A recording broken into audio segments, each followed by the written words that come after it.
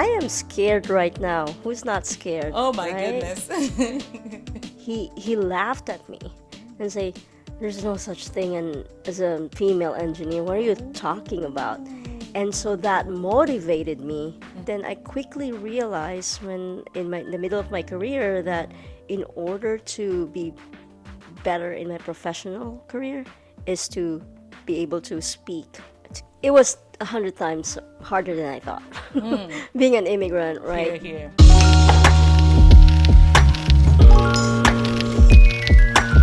Hello, welcome back to Life as We See podcast. On this episode, I have another fantastic guest. My friend, I actually recently met her and she's amazing. She's wonderful. Her name is Jhoan. Hey, Patricia.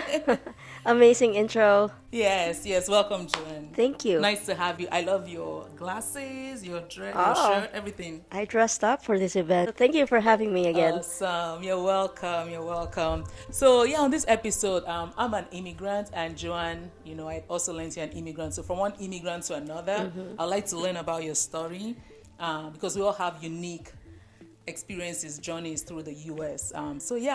So that's what we're going to be talking about today. Excited. Awesome. So do you want to start with telling us about yourself? How did you grow up? What was your background? How do you see yourself? I grew up in the Philippines, born and raised.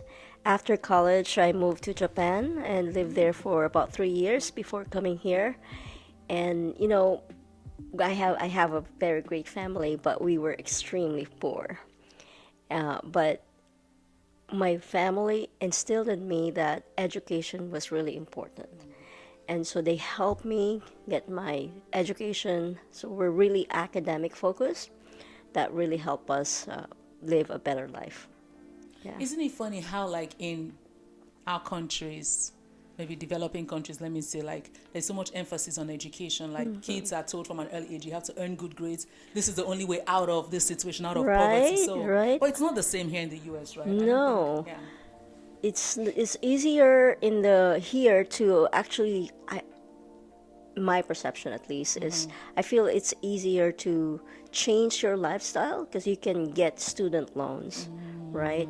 In the Philippines, there's no such thing. I was fortunate to get a scholarship and got to a very good school.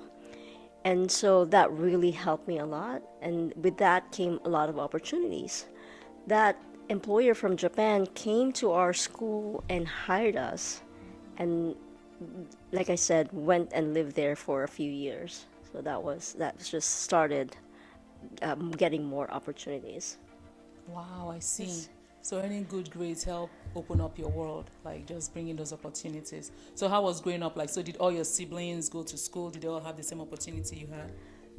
Yes, not in the same school, but they had the same opportunity. They're both in the medical field. Actually, being a Filipino, as you know, we're all in the medical field except for me.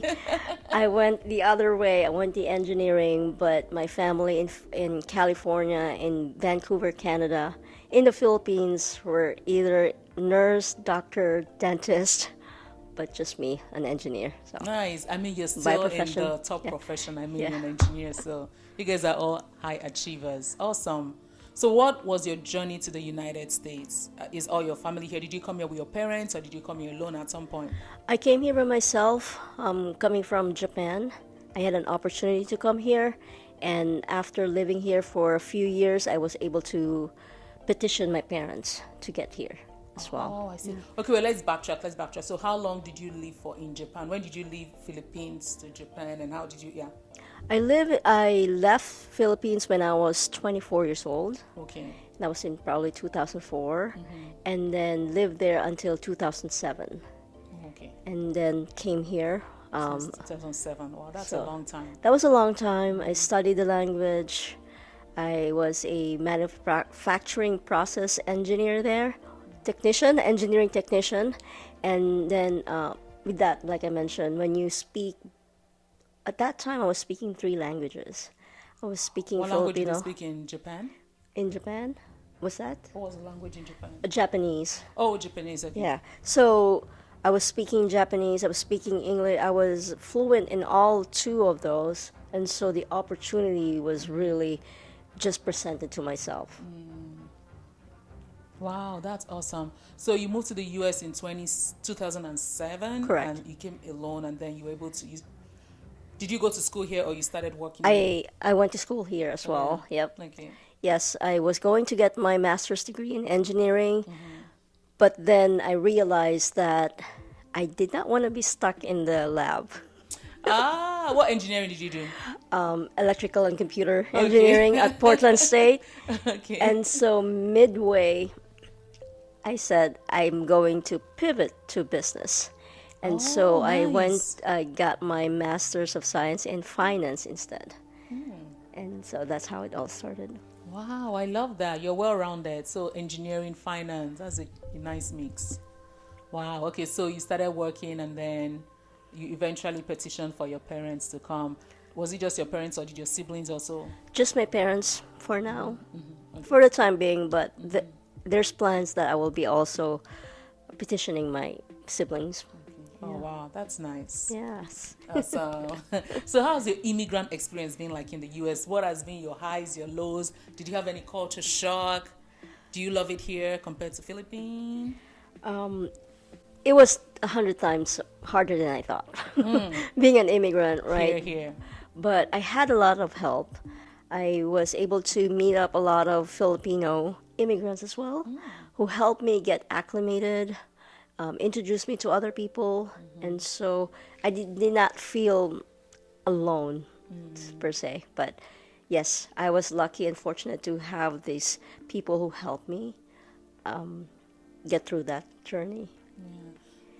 It's always good to, I guess, whenever you move to a new country, it's important the circle of friends or people you meet. They Yes. determine a lot, like how well your stay, in that country becomes. So, did you face any particular challenge or hardship, and how did you overcome that?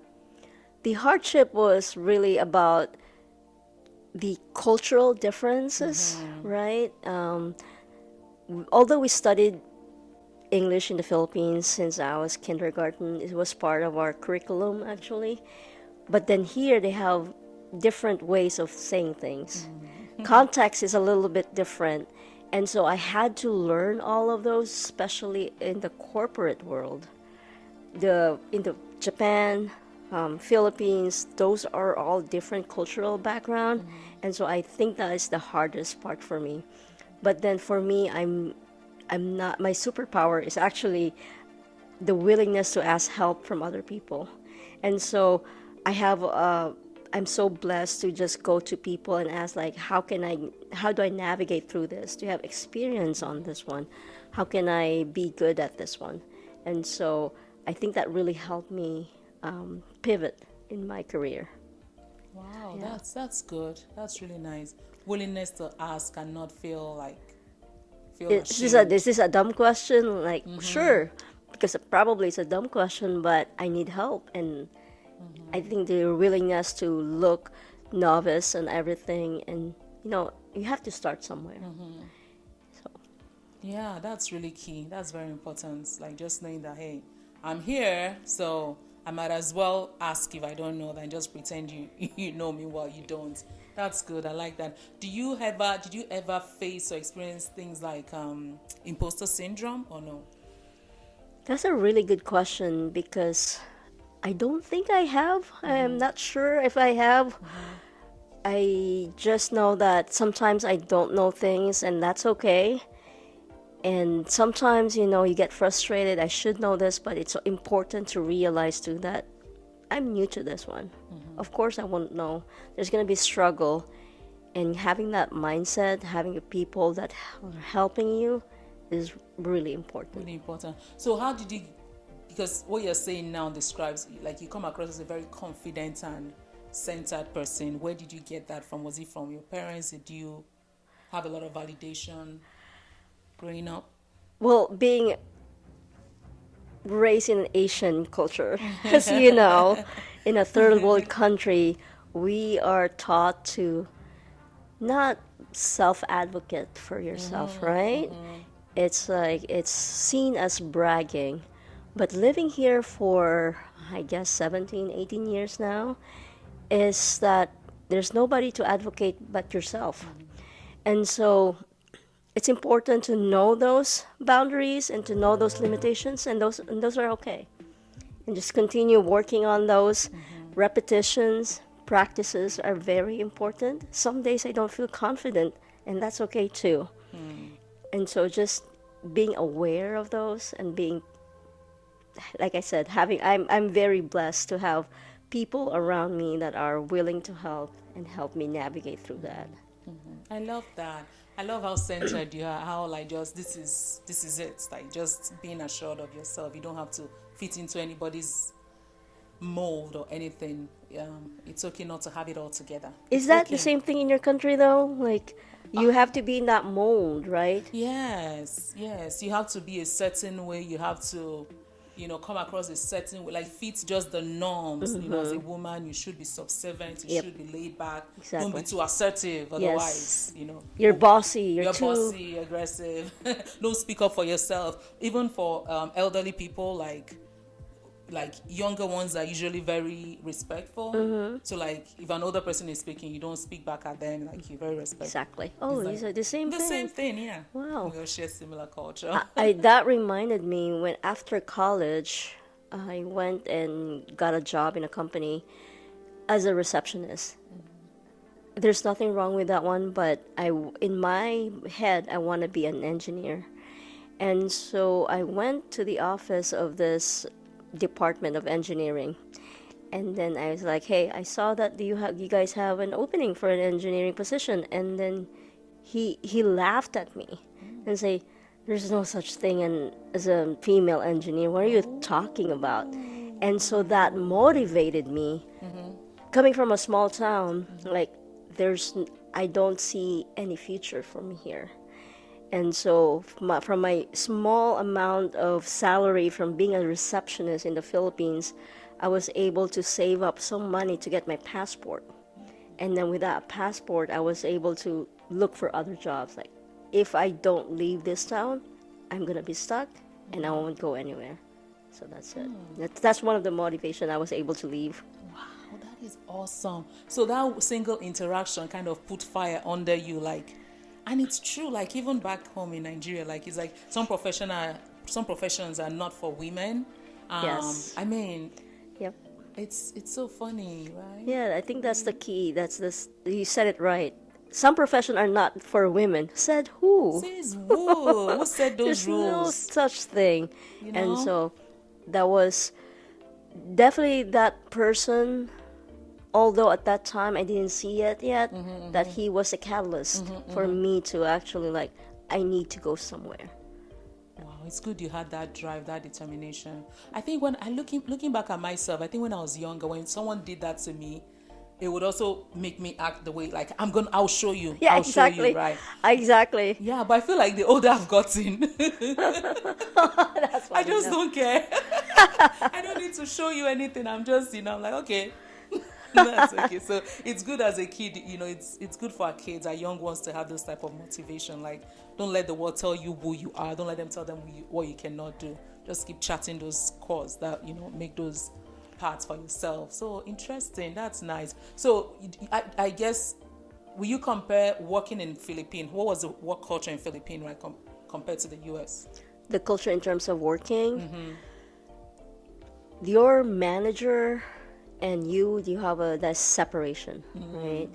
In here, hierarchical. managers are supportive to their team members, right?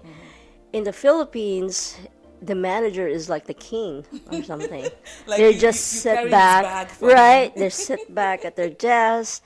They just go around. I don't know what they do all day, but I know for sure that I was the one working.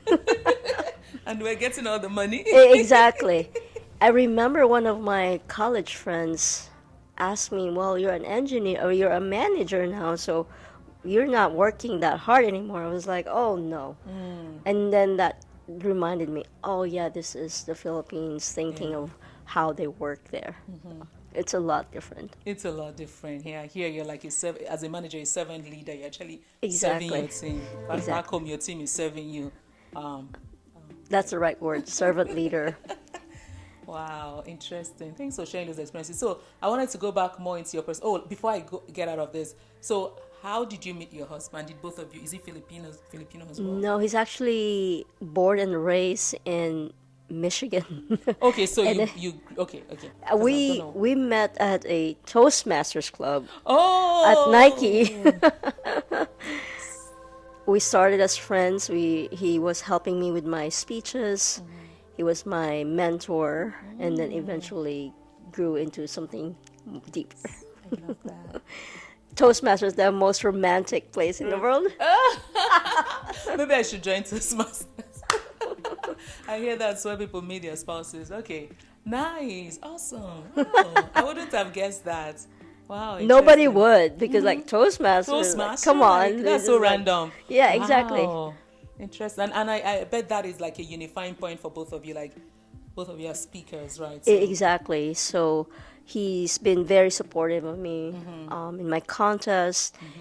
He provides feedback. He's my rehearsal buddy. He's very patient with me, and so with that too, I'm so blessed. that's awesome. I love that. So let's go into your Toastmaster, your speaking career. So how did you move, or how did you transition from being like a quiet, because we met in a small group, and we're sharing what we like to do. So how did you move from being this quiet, reserved lady to being this award-winning public speaker? I listened a bit to the one you sent to me, like your event at Nike. I was like, okay, this is really cool. So how did that happen? Well, as you can see, I'm not really a big stature person. I'm 4'11" on a good day. And so I think because of that small stature, I'm naturally shy person and introverted, kept to myself most of the time. But then I quickly realized when in the middle of my career that in order to be better in my professional career is to be able to speak, to articulate my thoughts and my opinions. And so once I realized that, I sought help. I asked my friends, and how can I become a better speaker? And one of the things that came up was Toastmasters. And so that's how it all started. And repetitions. For people who are listening who probably do not know what Toastmaster is. Right. Toastmasters is a public speaking platform. Everybody can go and join that platform. It's a safe environment to practice. Get your repetitions in, because that's how you get better. That's how you build confidence. And so that's what Toastmasters is all about. Okay. Nice. I love that. Okay, sorry to cut you short. Continue. Where was I? No, I was saying, how did you move from the shy, reserved? Oh, yes. So then I started going to Toastmasters. I started raising my hand at work, volunteering for presentations. And so my supervisors, my managers, seen me as this go-to person that could do presentation for them. And so they were so happy because they didn't have to do it. Somebody else has to do it, and that's going to be Jhoan. And so it's more of seeing those opportunities. So when do you see those opportunities come up? More opportunities for public speaking came up. And like I mentioned, repetitions, practice were really a key to be good or better communicator. Wow, interesting. So what motivated you in the first place? Because I look at myself, I'm an introvert, right? And I'm not much of a talker, and I would never raise up my hands to give a presentation. Right. Unless if it's pressed on me, right? So what was the motivation? What was it that made you want to go into public speaking? Well, in engineering, when you have a project, you just show it to the teaching assistant. Oh yeah, that works. That blinker works. But when I pivoted to business, you have suddenly this whole presentation you have to do. And that was my thesis. My professor was in front of me, and I was thinking, why did I do this to myself? And so I prepared a whole year to do this presentation. I know my content. I'm an expert on my content. But 5 minutes before my presentation, I suddenly felt so dizzy. I think I'm gonna throw up. Oh no. But then it was that realization again that I just had one member of the audience with my professor. Why that change, right? Why am I scared or terrified when I know this guy? So realizing that that was my weakness, and then also being able to, if I want to be better in my professional career, is to be able to speak in front of the people that that cares about my opinion, is to be better at public speaking and become a better communicator and a good listener, because those two always come hand in hand. So how do you overcome that fear? Because I have that as well. Sometimes I feel like I know I have a content to deliver, but I'm looking at these people looking at me, and I'm almost panicking. I'm almost speaking out. Right.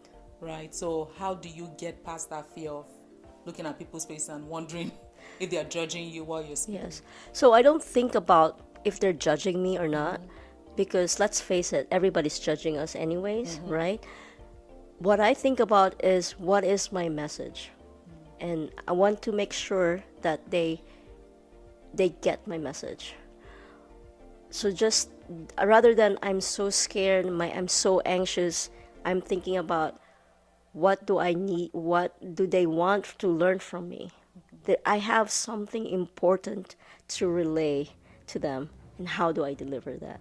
And so I focus on that rather than focusing on myself. So that shift in mindset really helped me not become, I'm still anxious, right? It never goes away. But having that mindset shift, getting a lot of repetition and practices. See, I've practiced a lot. I've in Toastmasters, in other presentations, and so, and then at church, I'm a volunteer I'm a lead in the hospitality team, and I speak in the group of people. I'm still terrified because I don't know what to say, but that's not true. I know the structure of what I have to say. And so if I focus on that and go through that with my head, and then look at each person, if do they understand what I'm talking about. If I focus on those, then that's how I know that, okay, there's a mind shift there and my message has been delivered. Wow, thank you. Thanks for that tip. So rather than focus on the people that could be judging, focus on the message you have to deliver. And knowing that you are an expert at what you're about to say, they don't know what you're saying, so You're helping them helping bridge them that gap. bridge that gap. Okay. Yes, you see That that actually makes yourself. sense. Yes. So it's a lot of mindset shift, right? As you can see in public speaking, it's being there, being present. Because when you are anxious, that means you're not thinking right now, right here, right now. And so pulling that back in and then going out to them. So, I love that. That's a very good tip. Thanks. you're a No. great listener. No, You just seriously. summarized what I said. And so that's awesome. No, because I need it. It's something I need. Because I'm like, public speaking, like, I freak out. But thanks for this. I would try practice that next time I have to give a presentation. So what about Toastmaster helped you? Like, how does that, how long were you in Toastmaster for before you felt like, yes, I got this now? Do you still go to Toastmaster or? I still do go to Toastmasters. After grad school, I went to Toastmasters, and then I immediately started joining contests. I knew I wasn't that good, but there's a good place to practice, a safe space to practice, that's Toastmasters for you. And so knowing that, I felt I was going to be okay. You're going to be judged, of course, because you need feedback, helpful feedback, because that's why you're at Toastmasters. You want to improve. Is your structure okay? Is it easy to follow? How's your pacing? How's your body language? And so having all those in mind, then it was such a like I couldn't tell you more enough about how Toastmasters helped me get here. So even though I wasn't that good yet, but with practice, with repetitions, it got me where I am today. Wow. How many years has it been? I think it's 8 years Oh, now. wow. On Okay. and off because, life gets busy, Mm-hmm. but I don't let it go more than 3 months because, like I mentioned, practice is really Practice important. is very And important. so if you don't, then you kind of lose that. Because it's a skill set, right? You don't use it, you lose it. That's it, yeah. Because I watch how you communicate and how you interact, and I see some kind of measured, like you're measured, you're particular. I don't know how to put it, but Yeah. I wasn't surprised when you said you were a public speaker. Oh, thank You you. know, even before, like in church, when I come across you and we greet, I'm like, yeah, there's something about her. So Oh, it that's amazing. connects, it connects. So how do you think your being a better public speaker has helped you in your career? Um, has it opened more opportunities for you career-wise? It definitely opened a lot of opportunities for me because not a lot of people can articulate information. As a program manager, I get all this information from our technical leads, from our engineers, and I have to synthesize this, summarize this in a business format that I could report out to our senior leadership team, right? And so being able to listen, ask questions, and be present in those times really helped me and open up more opportunities. Because, like I mentioned, not everybody can speak. If you can do one thing that is difficult for most people, then you will stand out. It's funny because when we were younger, I did not want to stand out. I was like, I'm just gonna be here in the corner. Please don't talk to Talk me. to But me. now you're like, you want to stand out, right? Otherwise, you'll Especially as a be. woman in the corporate world, like you have to really stand out to go far. Exactly. Yes. I don't fake confidence. It's more of, like I said earlier, confidence, building confidence comes from practicing it, and then also working through with your coach, with your mentor, and that's how you build your confidence. Because I hear a lot of people, you just fake it Make until it you so you make it. make it. I don't believe in that one, really. So, Wow, so don't fake it. So how do you okay. So it's good to show vulnerability, right? So if you're not confident, just yeah, I'm not. absolutely. I'm working on it. Absolutely. That's how you connect with your audience. I Mm. am scared right now. Who's not scared, Oh my right? goodness. I mean, immediately having that connection with your audience, you hook them up That's with actually your true. story. Yeah, showing that vulnerability in your storytelling really connects with your audience. Then now you're more relatable. So, That's actually true. Yeah. I connect more with people who are like more humane than people who yeah. feel like, oh, I have it all figured out. That's true. So what would be your tips to someone or for someone who is listening, who is thinking of, oh, I want to go into public speaking. I want to, what are your tips or your steps to, Yeah. yeah. I would say go to a Toastmasters club. Just observe maybe. You don't have to sign up to become a member. Just, uh, dip your toes there a little bit, see if it works for you, and then dive in real quick. Sign up for roles, become visible. You're gonna be difficult. It's gonna be difficult, but I promise you, it's going to be rewarding. So, Yeah. and then practice, practice, practice. So, Yes. yeah. Yeah, I mean, I'm sure it's empowering just to know that, yeah, you're not intimidated by standing in front of people. I mean, yeah, you said you still get anxious or nervous, but it's not like you're intimidated because you know you have the skills, you have the secrets, right? To to standing there and presenting whatever it is you're presenting. What would you say? What are the tips to having like a very effective communication or presentation? Like I have an idea I want to present to the public, I want to present at work. What steps do I need to take to ensure that I articulate or I'm able to communicate effectively to my audience. Right. So at work is a little bit different because working at the company, they want something. They tell you, I want the KPI. I want the status of this program. Are you behind? Are you on track? Right. So with that content, you know where to find them, right? And then put them in a slide deck, present, give a background, give context, and then go ahead and present it, and then mention about your if you're behind as a program manager, then you have this action items. What's the next steps? What will be they expecting for the next week or so, right?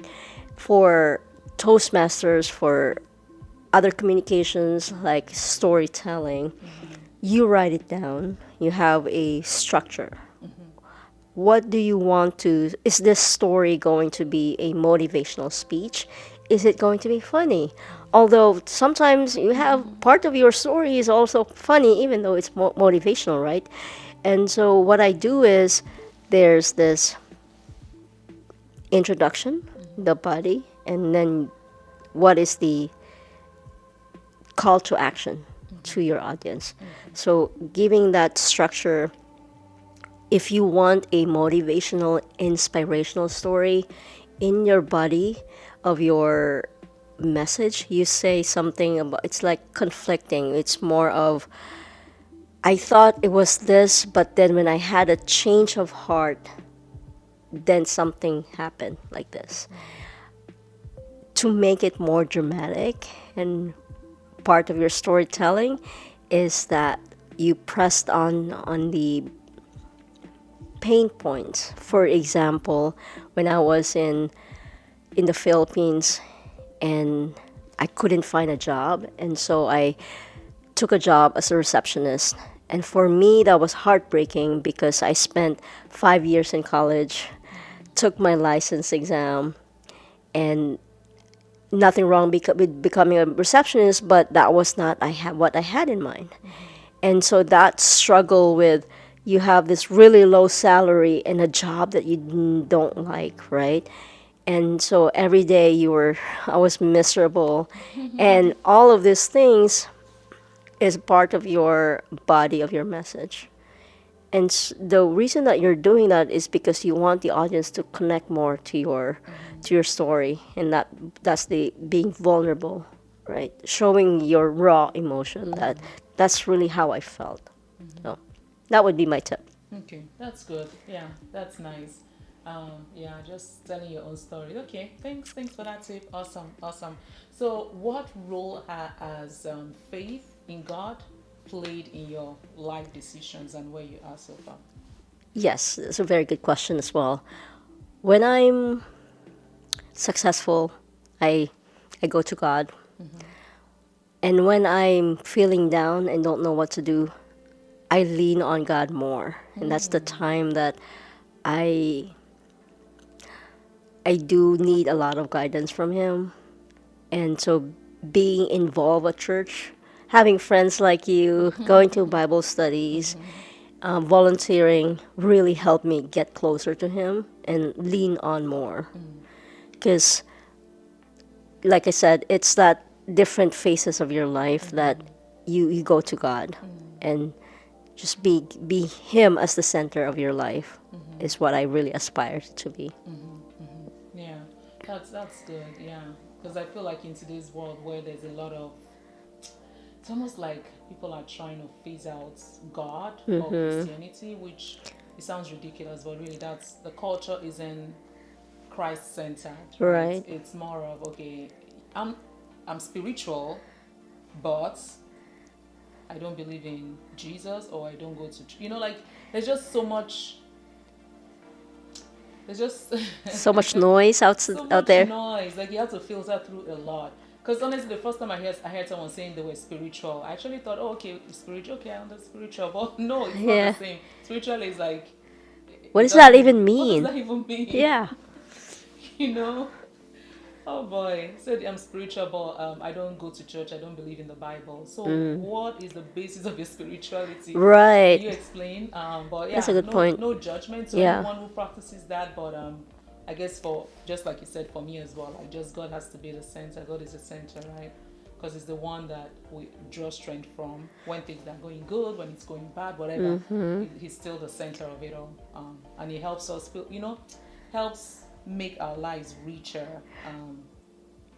Yeah. I think so. And it's also good that on Sundays, to start your week, you're at church, you pray for your week, and you ask God to bless your week. And I think it's very helpful. And having also Christian friends to bounce off ideas with, like, hey, I'm feeling this way. Well, let's read something, share quotes from the Bible and verses from the Bible that when I couldn't sleep at night. And I know Marty is a good friend Naughty, at church as yeah, well. For those yeah. who don't know her, she gives me all these verses. Like, you can't sleep if you have problems, read this. And so that's been very helpful. I wake up in the middle of the night and I go to the Bible and then just like read it. And so that's helps me go back to sleep. And just I still have anxiety, like I mentioned. And so that helped me kind of calm down that anxiety, anxiousness in me. Yeah, yeah. Wow, that's awesome, awesome. Okay, thanks. So what has been your greatest achievement? And yeah, especially in the speaking world, what would you say has been your greatest high points or your low points? Greatest achievement, I feel like I have everything I need right now. I have good friends like you. I go to church. God is the center of my life. I have a work career that I really love and a supportive family. And so I think that's the highlight. There's nothing that could top this. I'm very content and very grateful to God for giving me this family, this life. And also, the lowest point, did you ask about the lowest point? Is there was a time when I wasn't able to go to church because the church that I was going to before, I was really traumatized by that. And so when we moved here and found Sunrise, I think that was really the when that life just turned around. That's awesome. Yeah. So That's awesome. it's I'm happy to really, hear that, yeah. man. I'm happy that that didn't keep you, the traumatizing experience didn't keep you away from church, but still you're able to find sunrise. That's good. Right? Because there's a lot of good people in there. We're all trying to be good Christians, but then some people just take advantage of that. And so I was really traumatized from that experience. But now that I've found Sunrise and I found friends like you and Ellie and everybody in there, it really made a lot of difference. Yes. I'm glad. I'm glad. Glad to hear that. Yes. What Awesome. about your experience My experience with sunrise or with church or with churches in with general? church. Man.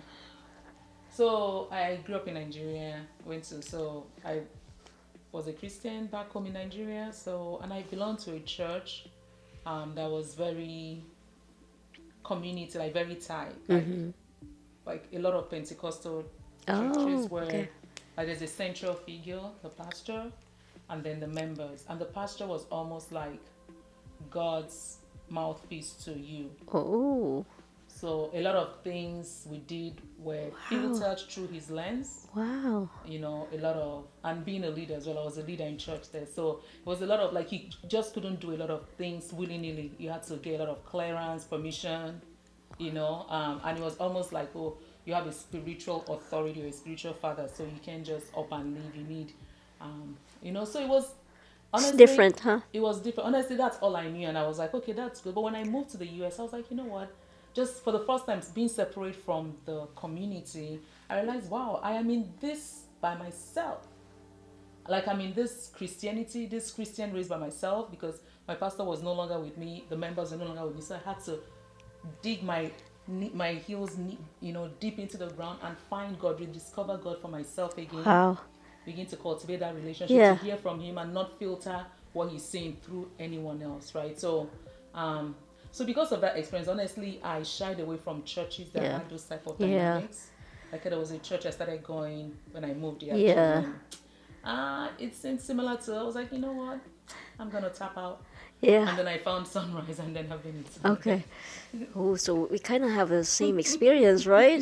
Because that discipleship, yeah, I remember that there were deacons and okay, yeah, Yeah, I feel like there should be a balance. But anyway, we thank God we're still in, in faith and yeah, because Christianity is bigger than humans or whatever anyone does to us. Okay, awesome. So, what would be your advice to someone, anyone out there, an immigrant who just came to the US or whichever country, who's trying to settle in, trying to find themselves, or trying to even go into public speaking like you? What would be your advice?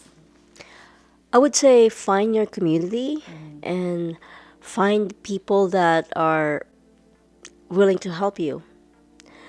Don't don't shy away from asking or from asking help and lean on to those people because they will definitely help you. Find the nearest Toastmasters club. Practice, practice, practice. Get your repetitions in because that's the key. It's just doing that. And I was really shy with, well, my English is not perfect, or this is America. Nobody's English is perfect, guys. So focus on your messaging. What is it that you want to tell people? Because I know that you have something to to impart them that they can use in their life. And so what something you don't want to keep that to yourself, give that away. So Wow, good advice. Solid, solid, awesome. So, where can people find you? Do you have socials, Facebook, Instagram, and all that? Where can they find you? I am very active on LinkedIn, but not on Facebook or Instagram. And so if you're gonna find me, we can drop my LinkedIn profile in this one here. But yeah, I look forward to hearing from you guys. Awesome. Yeah. So, what are you working on, and what is next for you? Well, I'm a co-lead at our companies. We volunteer for this women's empowerment. And so what that is, for this month of April, we are building kits that are like soap, other essentials that we give to nonprofit organizations around the Portland area. And so with that, they can help their community, their cause. And so that's what we're going to do for this month. I'm also very active in Toastmasters. I still want to continue competing in speeches and evaluation contests. So yes, that would be my next steps. Awesome. Sounds very interesting. Looks like a very busy and exciting summer shaping up. Yes. What about you? Any plans? Any plans? None yet. I'm gonna be Pretty busy. busy soon, yeah. So maybe a lot of family get together, family activities and all. Maybe go to the beach. Yeah. 4th of July, right? That weekend is always like, hopefully it's a sunny 4th of July. Yeah, that's true. It's Because we Oregon. had rain. It's Oregon, so you'll never know. No. Hopefully we have a good weather so we can go to the beach and yeah. That's awesome. Well, thank you for having me here. You're welcome. This has been fun. Thank you. Yeah, thank you. Thank you so much, Jhoan. Thank you so much for watching, for listening. Hope you enjoyed this episode. Hope you took a thing or two from it. If you have a dream in your heart to pursue public speaking or anything at all, just go for it. Do not pay attention to the noise of people around you. Just go for it. And you never know. You never know. So thank you so much for watching. Please like, subscribe, comment, share, give us a review on Spotify, Apple, wherever you listen to your podcast. Really appreciate your support. And please keep coming back for wonderful content. Thank you. Thank you. Bye. Bye.